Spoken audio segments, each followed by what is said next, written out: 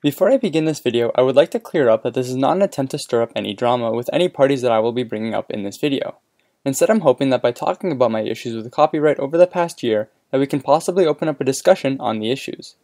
Over the past couple years that I have been on YouTube, I have for the most part understood the general inner workings of the copyright system.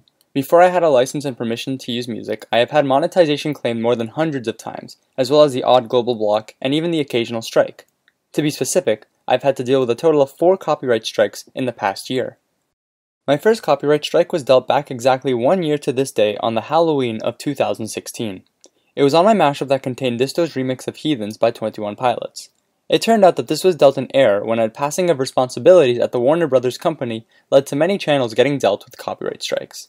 One of the most notable being Trap Nation, almost having their channel terminated.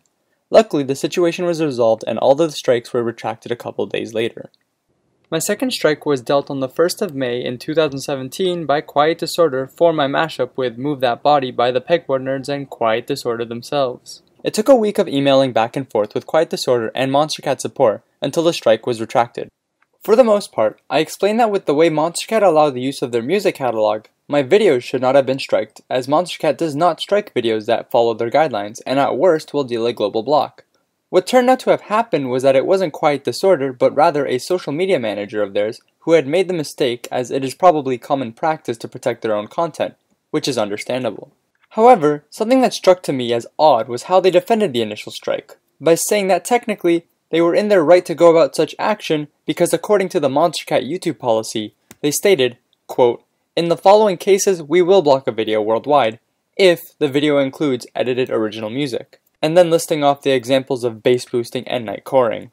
After defending themselves, Quiet Disorder said that they would have liked to have listened to my mashup, which is a very odd thing to say right after arguing that you would have been alright with striking my mashup for being, quote, edited original music, end quote. Regardless, the strike was lifted and life moved on. As an outsider looking to my channel, I have received a number of comments where people claim that what I make takes no effort because all I'm doing is laying songs on top of each other. And while yes, some mashups are easier to make than others, putting mashups in the same boat as the two examples of bass boosting and night coring is not something that the two can really be compared to. To make a good bass boost, all you're doing is increasing the lower frequencies. To make a good night core, you are increasing the pitch or the speed. But to make a good mashup requires a lot more consideration of melodies, speeds, and volume. On top of this, depending on the complexity or the number of songs in the mashup, it can take significantly more time to complete a mashup than the bass boosting and night coring that is compared to. The vague language of edited music is obviously chosen to allow flexibility in the termination of content should moderators choose to take something down. If we were to go into technicalities, even any unofficial remixes or bootlegs, no matter how transformative or unrecognizable, can fall into this category, and are therefore at the hand of possible termination should someone choose they don't want the said creation to exist. The picking and choosing of what is and isn't allowed can be seen as very hypocritical and biased. If you're going to say that we will block a video worldwide, if the video includes edited original music, why are we then only taking down some creations, or only some kinds of edited music? If you don't want people to bass boost, it should be clearly outlined that bass boosting is not allowed. And if you choose that bass boosting is not allowed, there should be a greater enforcement of said rules so that people don't gloss over your terms and conditions. In relation to mashups, it is quite interesting that mashups would not be allowed, considering it has been done numerous times on the podcast, not only by myself or by other mix participants, but also by the creators of the podcast and by artists who have done takeovers. The implementation has gone so far that it's even got its own little highlight tag and was the center point of the 2017 mix contest when acapellas were introduced as a requirement. I would like to give the benefit of the doubt once again that while I did go into great detail of the Monstercat licensing policy that was referenced by Quiet Disorder, the second strike was dealt by the social media managers of Quiet Disorder and not the artists themselves. Regardless, please do not send them any harassment over this strike, as at this point it is just water under the bridge. The next strike that I was dealt was on the 3rd of July of this year by Rotten Records for Excision's Virus LP mix by Owl. It was for using Throw-In Elbows by Excision and Space Laces. Now my initial reaction was to get in contact with the people who strike me, however the strike was not dealt by Rotten Records, but actually on behalf of Rotten Records by Viso Music, who upon further research has had a really bad track record for false flagging videos. Something that I just discovered right now as I was editing this video was that when I was going to take some screenshots to put into this video, that now there's finally an email that I can get back to. And what that means is that usually when somebody submits a copyright strike, there is an email at the bottom of the claim that you can get back to. And at the time that I initially got the strike, there was no email. And so I decided to send an email to the people that was listed at the bottom to see if maybe there can be some sort of resolution. But if it goes as most of my past emails, this will probably go unanswered. And now back to the video. I then decided to go to the record label's official website, and to my sadness, there was no official guidelines for YouTube. I then went to their YouTube channel and tried emailing them at their business address, but since my initial email I have not gotten a reply since then. At that point, I decided to just wait it out. It didn't feel good having to wait it out, but at the time that I wrote the script, the strike is set to expire tomorrow, on the day of October 3rd of 2017. I would like to clarify that by not doing my research before uploading the mix, I am willing to take ownership of the fact that the strike was in my fault for not having known of their YouTube guidelines beforehand.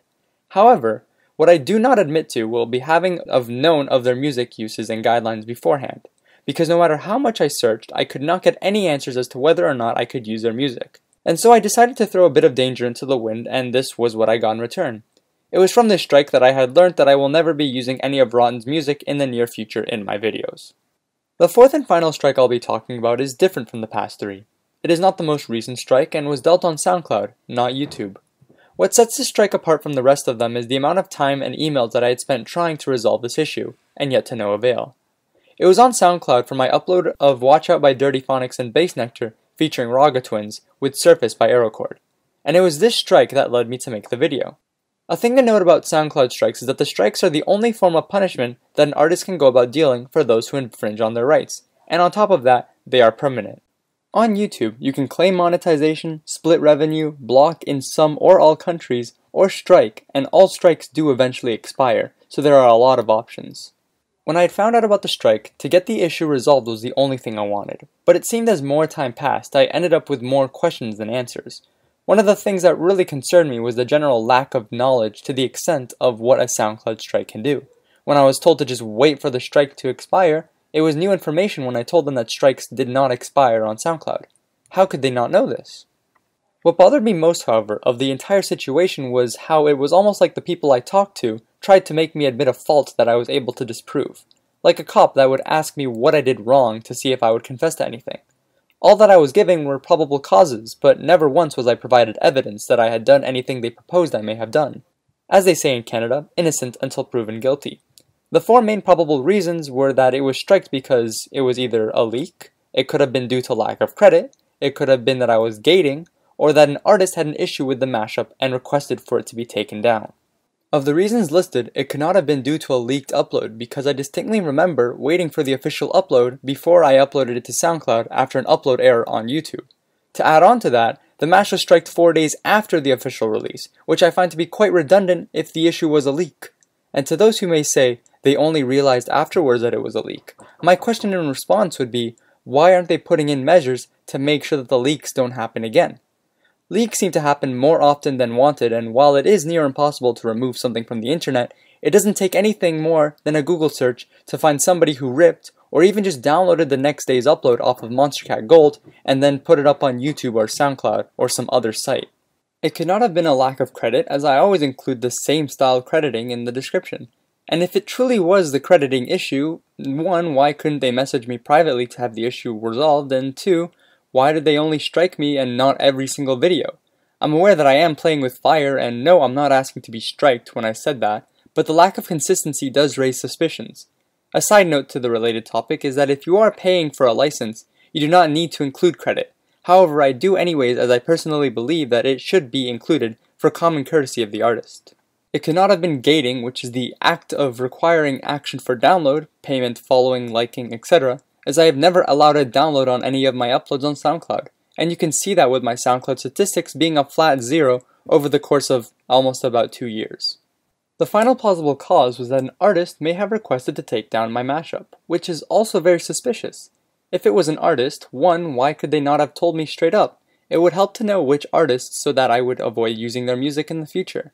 Number 2, I have used all these artists' music multiple times, the artists being Dirty Phonics, Aerochord, Raga Twins, and Bass Nectar. So with that being said, why was this mashup singled out? And 3, when I mentioned to the staff behind the SoundCloud account that I would go out of my way to ask for permission, I was told that they would still not retract my strike if they all said yes, which I think is quite outrageous. While I am open to the idea that they could possibly be withholding information that they cannot tell me, I believe that a responsibility they have to be able to manage is transparency where applicable.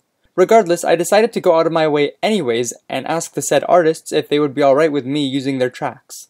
At the time of this recording, the only response I have gotten was from Dirty Phonics, who is completely alright with me using their track Watch Out, which typically defaults Raga Twins and Bass Nectar as being on board. As for Aerocord, I personally find it difficult to believe that he would suddenly decide to take down my mashup, as I've uploaded a lot of mashups with his music, many with Suffice. Even with all this evidence, I was told that they would not allow the strike to be retracted, as they had to, quote, stand by their actions, which if anything only shows that there's a lot more bias than what meets the eye. Why would some songs be deemed as more important and untouchable than others? Would that not be seen as insulting to the other artists who arguably put in a lot of work in their music too?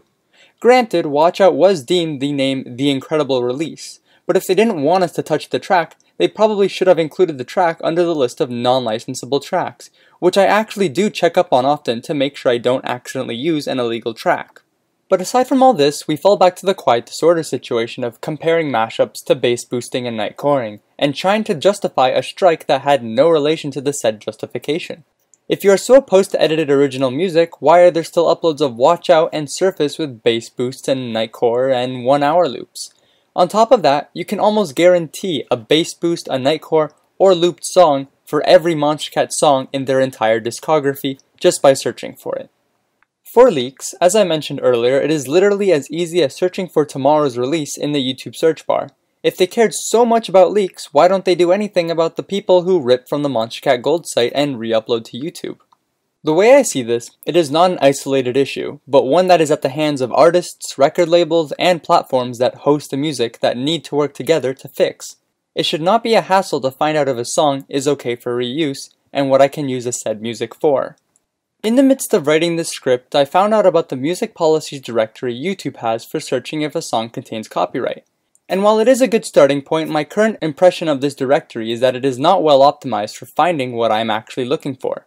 I tested the directory with songs such as J Cosmic's Ascend, and with every attempt, searching by name, by artist, with both, resulted in nothing. I also tried to find Throwin' Elbows, the track that got me my second copyright strike. And once again, the directory failed to show me what the stance on copyright would be given. Instead, I would be given other tracks that would be completely unrelated to what I was searching for. A lot of work is needed for this directory to become a valid source of information. Most distributors on YouTube with a primary audience on the platform should have some sort of set of guidelines to how their music can or cannot be used.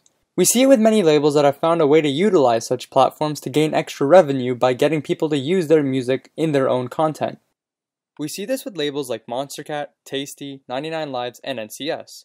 However, many labels and artists who self-release fail to help other creators know whether or not we have the green light to use their music, and in consequence end up only finding out about the punishments afterwards.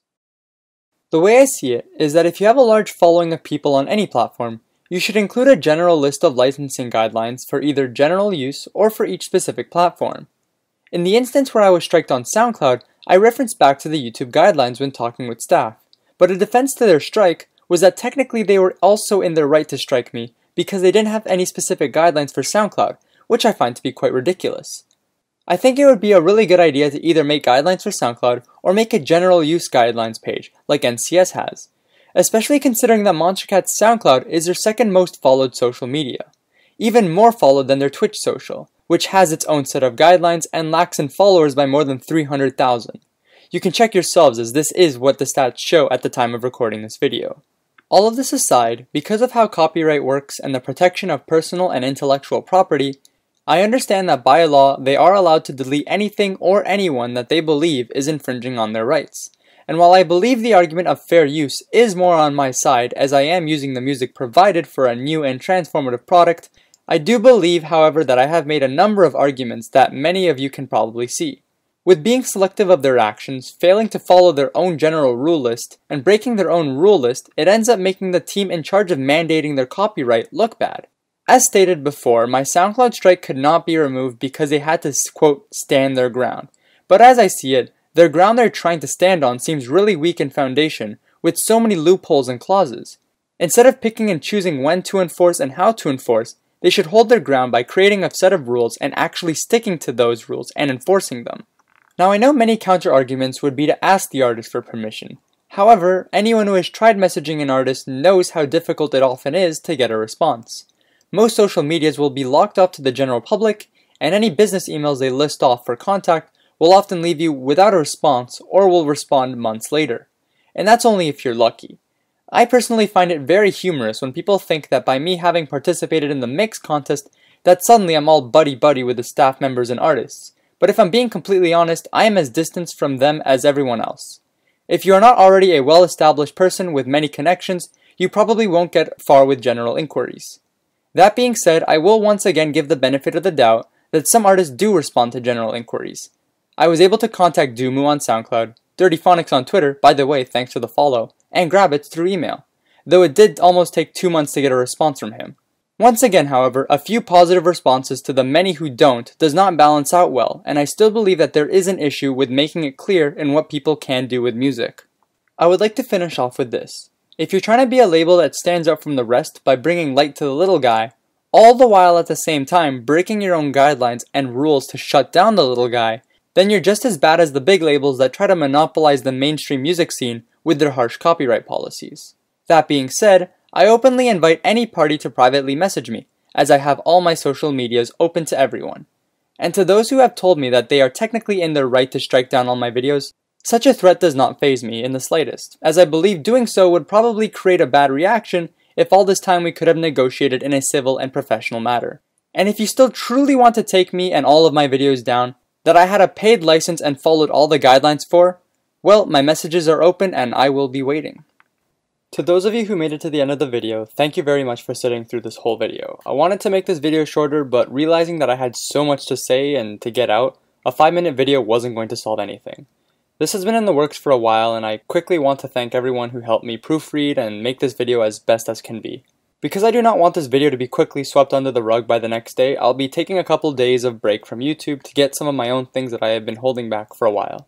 I will also be spending the next couple days answering and clarifying anything anyone may be confused about in this video, as I feel like this might get some mixed reactions from some viewers. As stated in the video though, all of my socials are open, so if you want to discuss about something I said, I am more than happy to engage in any discussions, though I would most likely recommend either commenting in the comment section down below, or probably messaging me on Discord or on Twitter.